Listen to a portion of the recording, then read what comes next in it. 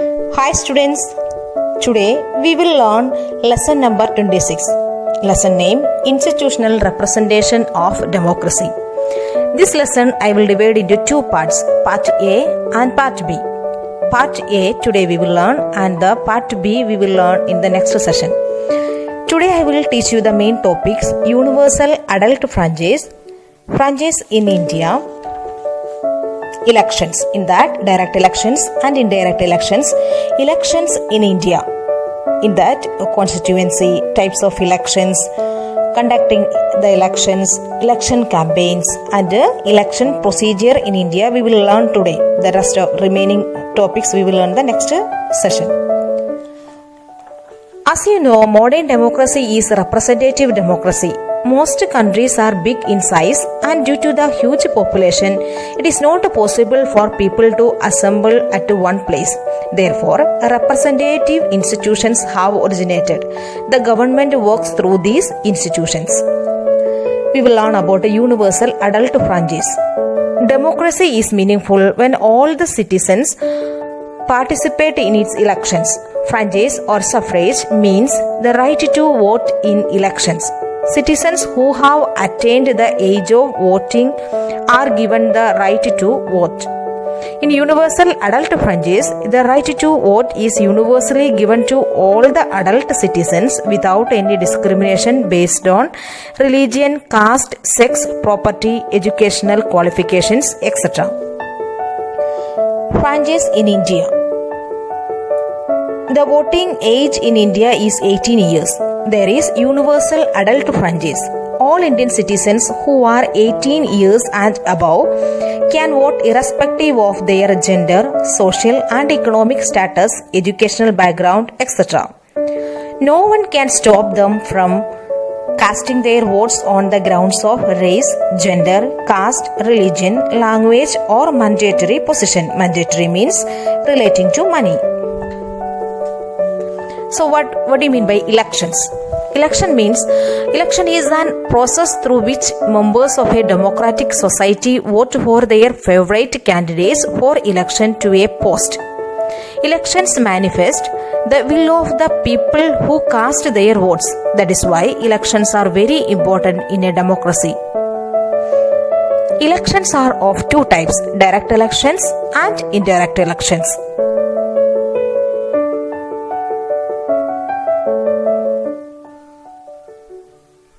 What do you mean by direct elections?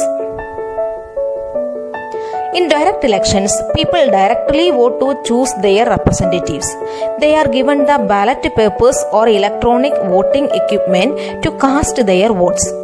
From the list of all candidates and their symbols, the voter chooses his candidate. After all the votes are cast, the counting begins. The candidate who secures the maximum number of votes is elected as the representative. So what do you mean by indirect elections? In these elections, people do not elect their representatives directly. They elect an electoral college. The members of this electoral college have the responsibility to elect the representatives. In India, this method of indirect election is adopted for the election of the President of India, the members of the Rajya Sabha and for the Vidhan Parishad in the states. So, elections in India. In India, elections are held every 5 years in both the central and state legislature. What do you mean by constituency? An electoral constituency is the territorial area that elects and sends one representative each to the parliament and to the state assembly. For the purpose of election, the country is divided into as many electoral units, land-wise, area-wise it is divided. As there are seats in the legislature, they are called constituencies. Each constituency elects one representative to the legislature.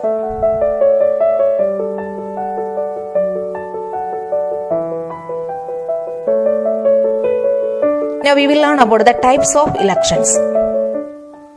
There are three types of elections in India. They are general elections, by-elections, mid-term elections. These are the three types of elections in India.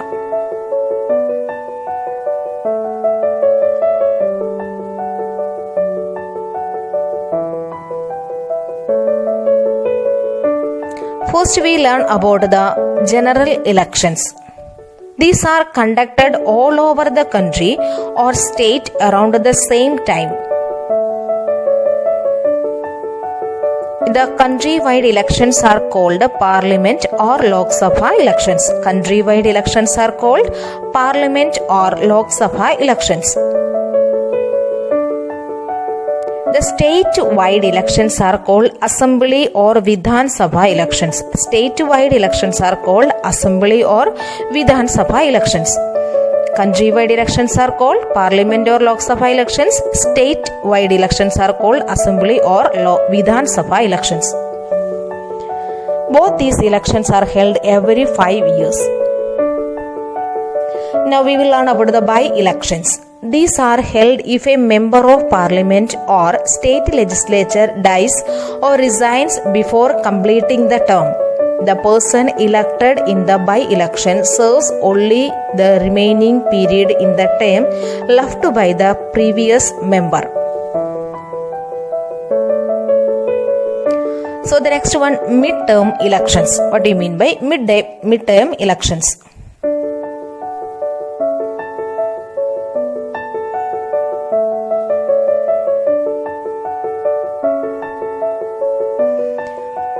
If the president dissolves, what do you mean by dissolve? Declares invalid the Lok Sabha under certain circumstances before the completion of its term of 5 years, then fresh elections are held to constitute a new house.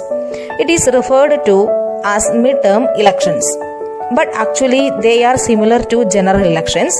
The house constituted by this election serves a full 5-year term.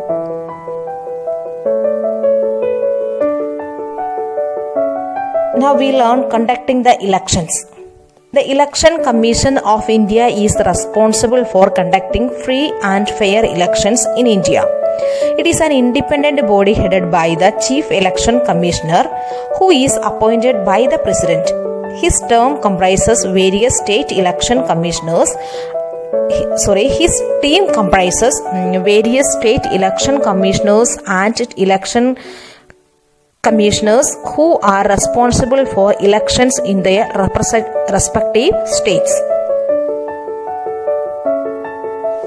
At the constituency level, the returning officer is appointed by the Election Commission. So next one, election campaigns. To reach out the voters, every political party appeals to the voters to vote for them. In small towns, it is done by conducting door-to-door campaigns. But in big cities, other methods of canvassing are used like public meetings, wall posters, hoardings, banners, handbills, processions, etc. Now, what is the election procedure in India? The election procedure in India begins with the Election Commission drawing up a program of election and making an announcement.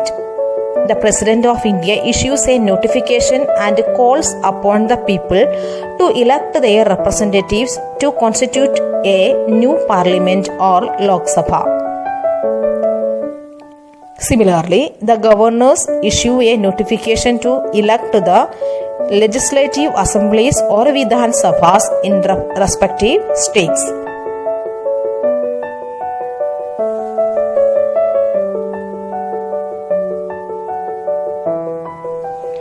These are the main topics we have learned, and remaining topics are there that we will learn in the next session.